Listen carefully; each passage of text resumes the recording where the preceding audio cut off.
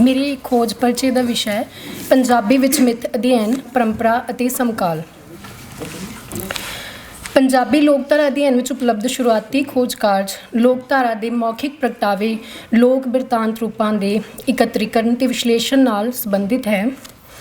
मुढ़ले दौर में ज़्यादातर अध्ययन कार्ज लोक बिरतांत रूपों नाल संबंधित होने कारण पहला पंजाबी विद्वानों लिए फोकलोर ते कहानी शब्द एक दूजे के समानार्थी बने रहे।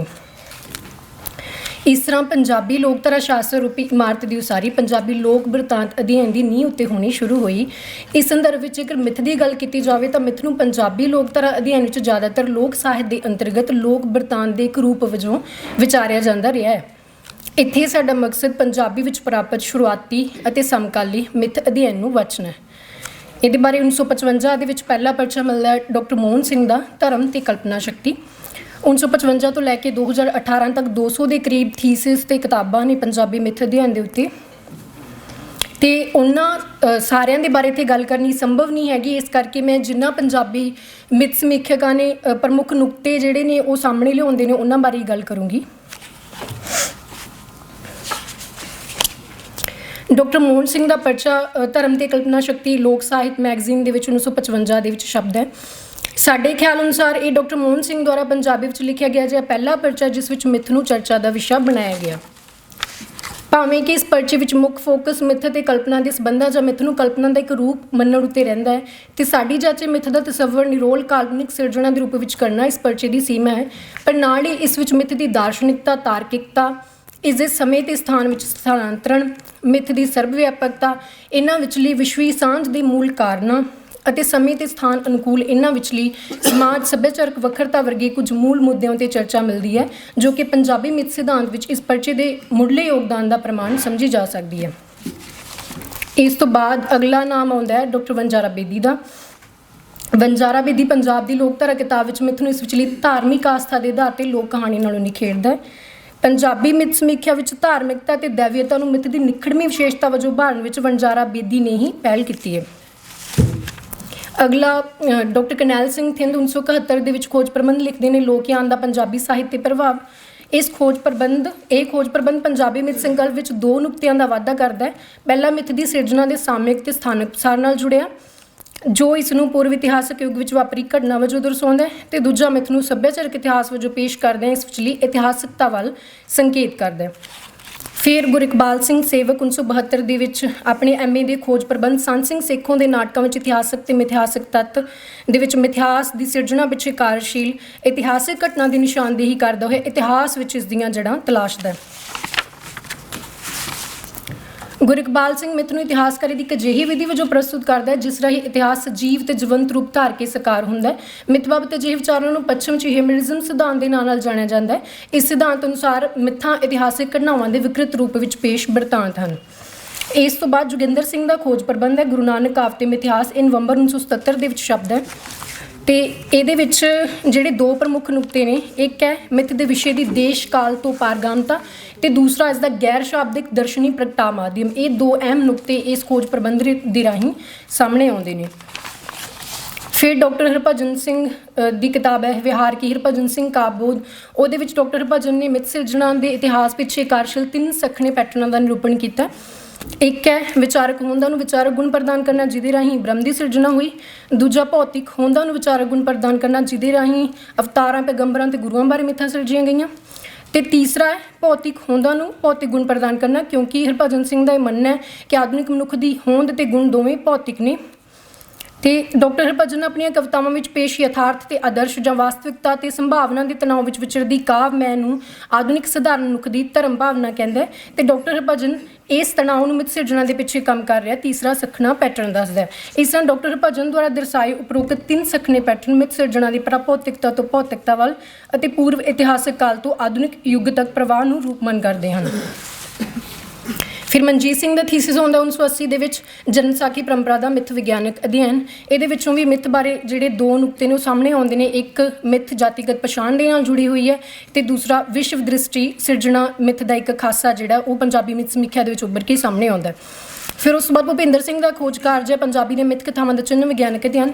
ਇਹਦੇ ਵਿੱਚ ਭੁਪਿੰਦਰ ਸਿੰਘ ਪੰਜਾਬੀ ਮਿੱਥਾਂ ਨੂੰ ਡਾਇਲੈਕਟੀਕਲ ਚਿੰਨ੍ਹ ਵਿਗਿਆਨ ਦੀ ਵਿਧੀ ਰਾਹੀਂ ਵਿਸ਼ਲੇਸ਼ਿਤ ਕਰਦਿਆਂ ਇਹਨਾਂ ਮਿੱਥਾਂ ਵਿੱਚੋਂ ਪ੍ਰਤਿਬਿੰਬਤ ਹੁੰਦੇ ਸਮਾਜ ਸੱਭਿਆਚਾਰਕ ਦਵੰਦ ਯਥਾਰਥ ਅਤੇ ਲੋਕ ਮਨ ਵਿਗਿਆਨ ਨੂੰ ਉਜਾਗਰ ਕਰਦਾ ਹੈ। ਭੁਪਿੰਦਰ ਸਿੰਘ ਮਿੱਥ ਨੂੰ ਮਨੁੱਖ ਨਾਲ ਜੁੜੇ ਕੁਦਰਤੀ ਵਰਤਾਰਿਆਂ ਤੇ ਪ੍ਰਵਿਰਤੀਆਂ ਦੇ ਸਮਾਜ ਸੱਭਿਆਚਾਰਕ ਸੰਦਰਭ ਅਨੁਸਾਰ ਅਨੁਕੂਲਣ ਲਈ ਸਹਾਈ ਹੋਣ ਵਾਲੇ ਅਜਿਹੇ ਮਾਨਸਿਕ ਪ੍ਰਪੰਚ ਵਜੋਂ ਪਰਿਭਾਸ਼ਿਤ ਕਰਦਾ ਹੈ ਜਿਹੜਾ ਵਿਸ਼ੇਸ਼ ਸਮੇਂ ਸਥਾਨ ਵਿੱਚ ਉਪਜੇ ਨਵੇਂ ਪ੍ਰਸੰਗਾਂ ਅਨੁਸਾਰ ਨਵੇਂ ਅਰਥ ਗ੍ਰਹਿਣ ਕਰਦਾ ਹੋਇਆ ਨਵੀਨ ਚੇਤਨਾ ਦਾ ਵਾਹਕ ਬਣਦਾ ਹੈ। ਜਿੱਥੇ ਫਰਾਇਡ ਨੇ ਮਿੱਥ ਨੂੰ ਇੱਦ ਦੀਆਂ ਇੱਛਾਵਾਂ ਦੀ ਪੂਰਤੀ ਦਾ ਸਾਧਨ ਕਿਹਾ, ਉੱਥੇ ਭੁਪਿੰਦਰ ਸਿੰਘ ਇੱਦ ਤੇ ਈਗੋ ਵਿੱਚ ਸਮਤੋਲ ਦੀ ਸਥਾਪਤੀ ਨੂੰ ਮਿੱਥ ਦਾ ਪ੍ਰਕਾਰਜ ਮੰਨਦਾ ਪ੍ਰਤੀਤ ਹੁੰਦਾ ਹੈ। ਉਸ ਤੋਂ ਬਾਅਦ 2000 ਤੋਂ ਬਾਅਦ ਲਗਭਗ ਜਿਹੜੀ ਪੰਜਾਬੀ ਮਿੱਥ ਸਮੀਖਿਆ ਉਹ ਮਿੱਥਾਂ ਦੇ ਵਿਹਾਰਕ ਅਧਿਐਨ ਨਾਲ ਵਾਬਸਤਗੀ ਪਾਉਂਦੀ ਹੈ, ਜਿਹਦੇ ਵਿੱਚ ਇੰਦਰਜੀਤ ਸਿੰਘ ਦਾ ਪਰਚਾ ਆਉਂਦਾ ਹੋਲੀ ਮਿੱਥ ਤੇ ਰੀਤ ਇੱਕ ਮਾਨਵ ਵਿਗਿਆਨਕ ਅਧਿਐਨ, ਸੁਖਦੇਵ ਸਿੰਘ ਖਾਰਾ ਦਾ ਪਰਚਾ ਪਰਸ਼ੂਰਾਮ ਮਿੱਥਕ ਦੀ ਅਲੌਕਿਕਤਾ, ਮੁਖਬੈਨ ਸਿੰਘ ਦਾ ਕੰਮ ਸ਼੍ਰੀਮਦ ਭਾਗਵਤ ਪੁਰਾਣ ਦੇ ਉੱਤੇ ਹੈ, ਜਾਂ ਫਿਰ ਸਤਿੰਦਰ ਔਲਖ ਦਾ ਉਤਪਤੀ ਤੇ ਵਿਨਾਸ਼ ਦੀਆਂ ਮਿੱਥਕ ਕਥਾਵਾਂ ਦੇ ਉੱਤੇ ਹੈ। ਤੇ ਇਸ ਦੌਰ ਦੇ ਵਿੱਚ ਜਗਦੀਸ਼ ਕੌਰ ਆਪਣੇ ਖੋਜ ਪ੍ਰਬੰਧ ਪੰਜਾਬੀ ਲੋਕ ਕਹਾਣੀ ਵਿੱਚ ਸੱਭਿਆਚਾਰਕ ਦਵੰਦ ਦੇ ਵਿੱਚ ਮਿੱਥ ਵਿਚਲੇ ਇਤਿਹਾਸਕ ਆਧਾਰ ਦੇ ਲੁਪਤ ਹੋਣ ਦੀ ਪ੍ਰਕਿਰਿਆ ਨੂੰ ਉਘਾੜਦੀ ਹੈ। ਤੇ ਡਾਕਟਰ ਰਜਿੰਦਰਪਾਲ ਦਾ ਪਰਚਾ ਆਉਂਦਾ ਚੰਡੀ ਦੀ ਵਾਰ ਦਾ ਮਿੱਥ ਵਿਗਿਆਨਕ ਅਧਿਐਨ 2003 ਦੇ ਵਿੱਚ। ਇਹਦੇ ਵਿੱਚ ਮੈਨੂੰ ਲੱਗਦਾ ਕਿ ਪੰਜਾਬੀ ਮਿੱਥ ਸਿਧਾਂਤਕਾਰੀ ਵਿੱਚ ਮਿੱਥ ਦੇ ਅਰਥ ਦੀ ਪਰਿਵਰਤਨਸ਼ੀਲਤਾ ਤੇ ਅਸਥਿਰਤਾ ਨੂੰ ਮਿੱਥ ਦੇ ਵਿਹਾਰਕ ਅਧਿਐਨ ਰਾਹੀਂ ਪ੍ਰਸਤੁਤ ਕਰਨ 'ਚ ਰਜਿੰਦਰਪਾਲ ਸਿੰਘ ਨੇ ਪਹਿਲ ਕੀਤੀ ਹੈ। ਫਿਰ ਡਾਕਟਰ ਮਨਮੋਹਨ ਦਾ ਪਰਚਾ ਮਿੱਥ ਦਾ ਬਿਰਤਾਂਤ ਸ਼ਾਸਤਰ 2005 ਦੇ ਵਿੱਚ, ਜਿਹਦੇ ਵਿੱਚ ਡਾਕਟਰ ਮਨਮੋਹਨ ਮਿੱਥ ਨੂੰ ਪਰਮ ਬਿਰਤਾਂਤਾਂ ਦੇ ਵਿਰੋਧ ਦਾ ਲੱਛਣ ਤੇ ਸਾਂਸਕ੍ਰਿਤਿਕ ਪ੍ਰਵਚਨ ਰਾਹੀਂ ਉੱਭਰਨ ਵਾਲੀ ਜੀਵਨ ਵਿਧੀ ਦੀ ਸਟ੍ਰੈਟੇਜੀ ਵਜੋਂ ਸੰਕਲਪਿਤ ਕਰਦਾ ਹੈ। ਹਰਸਿਮਰਨ ਕੌਰ ਦਾ ਖੋਜ ਕਾਰਜ ਹੈ ਪੰਜਾਬੀ ਲੋਕਧਾਰਾ ਵਿੱਚ ਕ੍ਰਿਸ਼ਨ ਮਿੱਥ ਮਾਨਵ ਵਿਗਿਆਨਕ ਅਧਿਐਨ, ਜਿਹਦੇ ਵਿੱਚ ਉਹ ਕ੍ਰਿਸ਼ਨ ਮਿੱਥ ਦਾ ਲੋਕਧਾਰਾਈ ਪ੍ਰਪੇਖ ਦੇ ਵਿੱਚ ਅਧਿਐਨ ਕਰਦੀ ਹੈ। ਪੰਜਾਬੀ ਲੋਕਧਾਰਾ ਅਧਿਐਨ ਦੇ ਵਿੱਚ ਜਾਂ ਪੰਜਾਬੀ ਮਿੱਥ ਸਮੀਖਿਆ ਦੇ ਵਿੱਚ ਕੀਤਾ ਅਜਿਹਾ ਵਿਹਾਰਕ ਵਿਸ਼ਲੇਸ਼ਣ ਪਹਿਲਾਂ ਕਦੀ ਨਜ਼ਰੀ ਨਹੀਂ ਪੈਂਦਾ ਹੈਗਾ।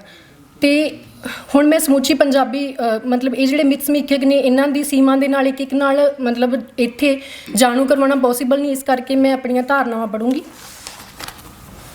ਜਿੱਥੇ ਪੱਛਮ ਵਿੱਚ ਮਿੱਥ ਅਧਿਐਨ ਬਿਰਤਾਂਤਕ ਤੋਂ ਗੈਰ ਬਿਰਤਾਂਤਕ ਰੂਪਾਂ ਵੱਲ, ਧਾਰਮਿਕ ਤੋਂ ਰਾਜਨੀਤਿਕ ਖੇਤਰ ਵੱਲ ਅਤੇ ਪਰਾਲੌਕਿਕ ਤੋਂ ਅਲੌਕਿਕ ਯਥਾਰਥ ਨੂੰ ਮਿੱਥ ਦੀ ਵਸਤ ਸਮੱਗਰੀ ਵਜੋਂ ਕਲਪਨ ਵੱਲ ਅਗਰਸਰ ਹੋਇਆ, ਉੱਥੇ ਪੰਜਾਬੀ ਲੋਕਧਾਰਾ ਅਧਿਐਨ ਵਿੱਚ ਮਿੱਥ ਬਾਬਤ ਹੋਈ ਸਮੀਖਿਆ ਦੇ ਵਿਸ਼ਲੇਸ਼ਣ ਉਪਰੰਤ ਕਿਹਾ ਜਾ ਸਕਦਾ ਹੈ ਕਿ ਜ਼ਿਆਦਾਤਰ ਪੰਜਾਬੀ ਮਿੱਥ ਖੋਜੀ ਮਿੱਥ ਨੂੰ ਮਨੁੱਖ ਦੀ ਮੂਲ ਸਿਰਜਣਾਤਮਕ ਪ੍ਰਕਿਰਿਆ ਦੇ ਪ੍ਰਸੰਗ ਵਿੱਚ ਚਿਤਵਦਿਆਂ ਇਸ ਨੂੰ ਕੁਦਰਤੀ ਤੇ ਬ੍ਰਹਿਮੰਡਕ ਵਰਤਾਰਿਆਂ ਦੇ ਪ੍ਰਤੱਖਣ ਅਤੇ ਪ੍ਰਗਟਾਵੇ ਲਈ ਹੋਂਦ ਵਿੱਚ ਆਇਆ ਤੇ ਧਰਮ ਨਾਲ ਅਨਿੱਖੜਵੇਂ ਰੂਪ ਵਿੱਚ ਜੁੜਿਆ ਹੋਇਆ ਬਿਰਤਾਂਤਕ ਕਥਾਤਮਕ ਰੂਪ ਮੰਨਦੇ ਨੇ।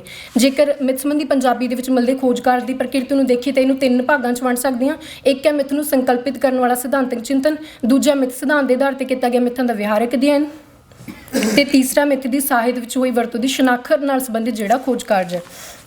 ਜੇਕਰ 1955 ਤੋਂ ਲੈ ਕੇ 2018 ਤੱਕ ਦੇ ਪੰਜਾਬੀ ਮਿੱਥ ਅਧਿਐਨ ਨੂੰ ਕਾਲਕ੍ਰਮਿਕ ਪ੍ਰਪੇਖ ਤੋਂ ਦੇਖਿਆ ਜਾਵੇ ਤਾਂ ਮੁੱਢ ਤੋਂ ਲੈ ਕੇ ਅਖੀਰਲੇ ਅਧਿਐਨ ਤੱਕ ਮਿੱਥ ਦਾ ਸੰਕਲਪ ਮਹਿਜ ਵਿਸਥਾਰ ਹੀ ਗ੍ਰਹਿਣ ਕਰਦਾ ਹੈ। ਮਿੱਥ ਦੇ ਸੰਕਲਪ ਵਿੱਚ ਗਿਣਾਤਮਕ ਤਬਦੀਲੀਆਂ ਤਾਂ ਆਉਂਦੀਆਂ ਹਨ, ਪਰ ਇਹ ਗਿਣਾਤਮਕ ਪੱਖੋਂ ਪੂਰਵ ਅਧਿਐਨ ਨਾਲੋਂ ਵੱਖਰੇ ਕਿਸੇ ਨਿਖੜਵੇਂ ਆਯਾਮ ਨੂੰ ਧਾਰਨ ਨਹੀਂ ਕਰਦਾ।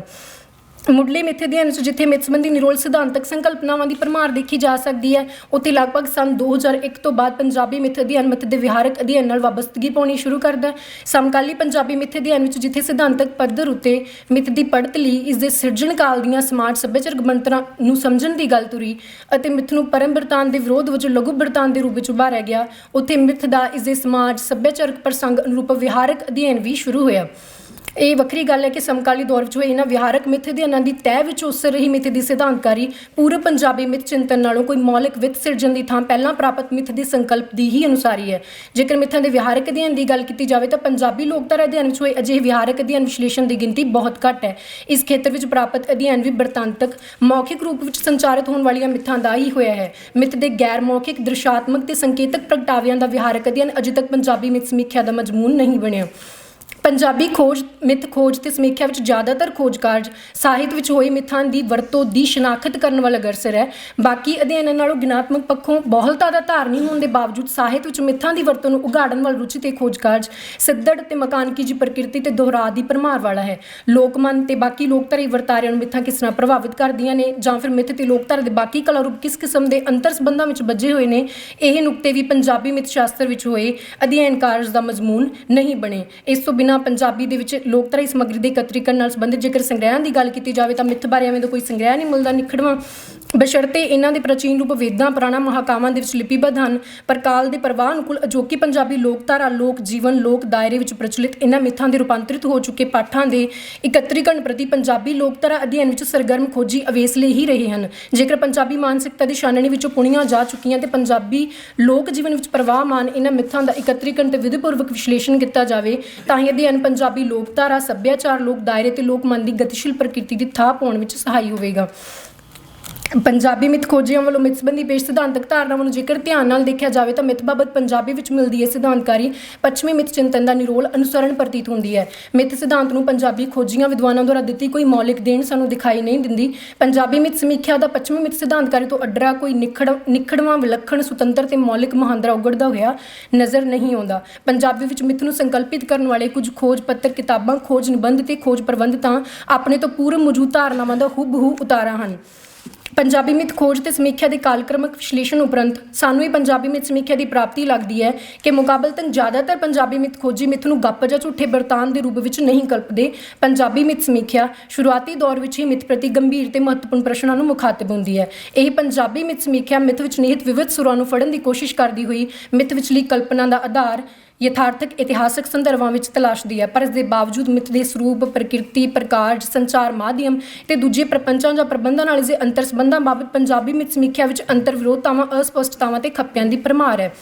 ਮਿੱਥ ਦਾ ਕਾਲ ਨਾਲ ਤੇ ਦੂਜੇ ਬਿਰਤਾਂਤ ਰੂਪਾਂ ਨਾਲ ਸੰਬੰਧ ਦਰਸਾਉਣ ਵੇਲੇ ਮਿੱਥ ਦੀ ਹੋਂਦ ਵਿਧੀ ਤੇ ਇਸ ਦੇ ਰੂਪਾਂਤਰਣ ਦੇ ਸਰੂਪ ਦੀ ਸੰਕਲਪਨਾ ਸਮੇਤ ਤੇ ਇਸ ਦਾ ਸਿਰਜਣ ਸਮਾਨ ਨਿਰਧਾਰਿਤ ਕਰਨ ਵੇਲੇ ਪੰਜਾਬੀ ਮਿੱਥ ਖੋਜੀ ਸਵੈ ਵਿਰੋਧਤਾਵਾਂ ਤੇ ਅੰਤਰ ਵਿਰੋਧੀ ਧਾਰਨਾਵਾਂ ਦਾ ਪ੍ਰਗਟਾਵਾ ਕਰਦੇ ਹਨ।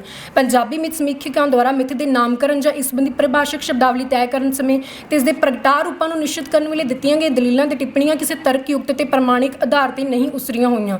ਪੰਜਾਬੀ ਮਿੱਥ ਖੋਜੀਆਂ ਦੁਆਰਾ ਮਿੱਥ ਸੰਬੰਧੀ ਪ੍ਰਸਤੁਤ ਸਿਧਾਂਤਕ ਸੰਕਲਪਨਾਵਾਂ ਤੇ ਉਹਨਾਂ ਦੁਆਰਾ ਕੀਤੇ ਮਿੱਥਾਂ ਦੇ ਵਿਹਾਰਕ ਅਧਿਐਨ ਵਿੱਚੋਂ ਉਗੜਦੀ ਉਹਨਾਂ ਦੀ ਮਿੱਥ ਬਾਬਤ ਸਮਝ ਦੋਵੇਂ ਇੱਕ ਦੂਜੇ ਤੋਂ ਉਲਟ ਅਤੇ ਅੰਤਰ ਵਿਰੋਧੀ ਖਾਸਿਆਂ ਦੇ ਧਾਰਨੀ ਹਨ। ਪੰਜਾਬੀ ਵਿੱਚ ਮਿੱਥ ਸੰਬੰਧੀ ਅਧਿਐਨ ਦੀ ਗਿਣਾਤਮਕ ਤੌਰ ਤੇ ਬਹੁਤਾਤ ਹੋਣ ਦੇ ਬਾਵਜੂਦ ਅਜੇ ਤੱਕ ਪੰਜਾਬੀ ਵਿੱਚ ਮਿੱਥਾਂ ਦੇ ਵਰਗੀਕਰਨ ਦਾ ਮੁੱਦਾ ਅਣਸੁਲਝਿਆ ਪਿਆ ਹੈ। ਮਿੱਥ ਦੀ ਮਿੱਥਕਤਾ ਦੇ ਸਵਾਲ ਦਾ ਕੋਈ ਤਰਕਸੰਗਤ ਜਵਾਬ ਪੰਜਾਬੀ ਮਿੱਥ ਖੋਜੀਆਂ ਕੋਲ ਅਜੇ ਮੌਜੂਦ ਨਹੀਂ। ਕੁਝ ਪੰਜਾਬੀ ਖੋਜੀ ਮਿੱਥ ਨੂੰ ਪੂਰਵ ਇਤਿਹਾਸਕ ਯੁੱਗ ਵਿੱਚ ਵਾਪਰੀ ਘਟਨਾ, ਅਲੌਕਿਕ ਵਰਤਾਰਿਆਂ ਨਾਲ ਸੰਬੰਧਿਤ ਬਿਰਤਾਂਤ ਤੱਕ ਮਹਿਦੂਦ ਕਰ ਦਿੰਦੇ ਨੇ ਤੇ ਕਈ ਸਮੀਖਿਅਕ ਮਿੱਥ ਦਾ ਸਧਾਰਨੀਕਰਨ ਮਨੁੱਖ ਦੀ ਸਮੁੱਚੀ ਪ੍ਰਤੱਖਣ ਵਿਧੀ ਤੱਕ ਕਰਦੇ ਆ ਇਸ ਨੂੰ ਮਨੁੱਖੀ ਪ੍ਰਤੱਖਣ ਬੋਧ ਦੇ ਪ੍ਰਗਟਾਵੇ ਦੇ ਇੱਕ ਮਾਤਰ ਵਸੀਲੇ ਦੇ ਤੌਰ ਤੇ ਪੇਸ਼ ਕਰ ਦਿੰਦੇ ਨੇ। ਇਸ ਤਰ੍ਹਾਂ ਮਿੱਥ ਸੰਬੰਧੀ ਪੰਜਾਬੀ ਸਮੀਖਿਆ ਵਿੱਚ ਅਤ ਘਟਾਓਵਾਦੀ ਤੇ ਅਤ ਉਲਾਰਵਾਦੀ ਰੁਝਾਨ ਜਿਹੜੇ ਦੇਖੇ ਜਾ ਸਕਦੇ ਨੇ। ਇਸ ਤਰ੍ਹਾਂ ਪੰਜਾਬੀ ਮਿੱਥ ਖੋਜ ਤੇ ਸਮੀਖਿਆ ਵਿੱਚ ਮਿੱਥਕ ਵਰਤਾਰੇ ਨੂੰ ਇਸਦੇ ਸੱਭਿਆਚਾਰਕ, ਯਥਾਰਥਕ ਤੇ ਇਤਿਹਾਸਿਕ ਪ੍ਰਸੰਗਾਂ ਅਨੁਸਾਰ ਸਮਝਣ ਦੀਆਂ ਕੋਸ਼ਿਸ਼ਾਂ ਤਾਂ ਹੋਈਆਂ ਹਨ ਪਰ ਇਸ ਦੇ ਬਾਵਜੂਦ ਪੰਜਾਬੀ ਮਿੱਥ ਸਮੀਖਿਆ ਵਿੱਚੋਂ ਉੱਭਰਦੇ ਮਿੱਥ ਦੇ ਸੰਕਲਪ ਵਿੱਚ ਅੰਤਰ ਵਿਰੋਧਤਾਵਾਂ, ਅਸਪਸ਼ਟਤਾਵਾਂ ਤੇ ਤਰਕਹੀਣ ਦਲੀਲਾਂ ਦੀ ਭਰਮਾਰ ਹੈ। ਇਸ ਦਾ ਕਾਰਨ ਜੇ ਇੱਕ ਪਾਸੇ ਮਿੱਥ ਦੀ ਜਟਿਲ ਤੇ ਗੁੰਝਲਦਾਰ ਪ੍ਰਕਿਰਤੀ ਹੈ ਤਾਂ ਦੂਜੇ ਪਾਸੇ ਇਸ ਦਾ ਕਾਰਨ ਪੰਜਾਬੀ ਮਿੱਥ ਖੋਜੀਆਂ ਦੁਆਰਾ ਪੱਛਮੀ ਮਿੱਥ ਚਿੰਤਨ ਨਾਲ ਬਿਨਾਂ ਕਿਸੇ ਆਲੋਚਨਾਤਮਕ ਸੰਵਾਦ ਦੇ ਪੱਛਮੀ ਮਿੱਥ ਚਿੰਤਕਾਂ ਦੀਆਂ ਮਿੱਥ ਬਾਬਤ ਅੰਤਰਦ੍ਰਿਸ਼ਟੀਆਂ ਦੇ ਕੀਤੇ ਗਏ ਸਤਹੀ ਤੇ ਇੱਕਪਾਸੜ ਅਨੁਵਾਦ ਵਿੱਚ ਨਿਹਿਤ ਹੈ। ਇਸ ਦਾ ਕਾਰਨ ਇਹ ਵੀ ਹੈ ਕਿ ਜ਼ਿਆਦਾਤਰ ਪੰਜਾਬੀ ਮਿੱਥ ਖੋਜੀ ਪੱਛਮੀ ਮਿੱਥ ਸਿਧਾਂਤਕਾਰੀ ਨੂੰ ਇਸਦੇ ਪ੍ਰਸੰਗ ਅਤੇ ਉਤਪਤੀ ਸੰਦਰਭ ਵਿੱਚ ਨਾ ਸਮਝਦੇ ਹੋਏ ਪੱਛਮੀ ਮਿੱਥ ਚਿੰਤਕਾਂ ਦੀਆਂ ਧਾਰਨਾਵਾਂ ਦੇ ਧੜਾਧੜ ਅਨੁਵਾਦ ਜਾਂ ਮਕਾਨਕੀ ਤੇ ਪੇਤਲੀ ਵਿਆਖਿਆ ਦੇ ਆਧਾਰ ਤੇ ਆਪਣੇ ਮਿੱਥ ਸਿਧਾਂਤ ਨੂੰ ਸੰਕਲਪਿਤ ਕਰਦੇ ਨੇ। ਇਸ ਤਰ੍ਹਾਂ ਪੰਜਾਬੀ ਮਿੱਥ ਸਮੀਖਿਅਕ ਪੱਛਮੀ ਮਿੱਥ ਚਿੰਤਨ ਪ੍ਰਤੀ ਬਾਹਰਮੁਖੀ, ਨਿਰਪੇਖ ਤੇ ਸੰਵਾਦੀ ਹੁੰਗਾਰਾ ਭਰਨ ਦੀ ਥਾਂ ਇਸ ਪ੍ਰਤੀ ਆਸਥਾ ਤੇ ਸ਼ਰਧਾ ਦਾ ਪ੍ਰਗਟਾਵਾ ਕਰਦਿਆਂ ਅਣਆਲੋਚਨਾਤਮਕ ਰਜ਼ਾਮੰਦੀ ਵਾਲਾ ਰਵੱਈਆ ਅਪਣਾਉਂਦੇ ਹਨ। ਪੰਜਾਬੀ ਖੋਜੀਆਂ ਦੁਆਰਾ ਪੱਛਮੀ ਮਿੱਥ ਚਿੰਤਕਾਂ ਦੇ ਚਿੰਤਨ ਪੱਧਤੀਆਂ ਪ੍ਰਤੀ ਬਣਾਈ ਇਕਹਿਰੀ, ਇੱਕ ਪਰਤੀ ਤੇ ਇੱਕ ਪਾਸੜ ਅਜਿਹੀ ਸਮਝਦਾਰੀ ਇਹਨਾਂ ਪੱਛਮੀ ਸਰੋਤਾਂ ਦੇ ਸਮੁੱਚੇ ਯੋਗਦਾਨ ਤੋਂ ਪੰਜਾਬੀ ਭਾਸ਼ਾਈ ਸੰਸਾਰ ਨੂੰ ਮਹਿਰੂਮ ਕਰਨ ਵਾਲੀ ਸਾਬਿਤ ਹੋਵੇਗੀ। ਧੰਨਵਾਦ।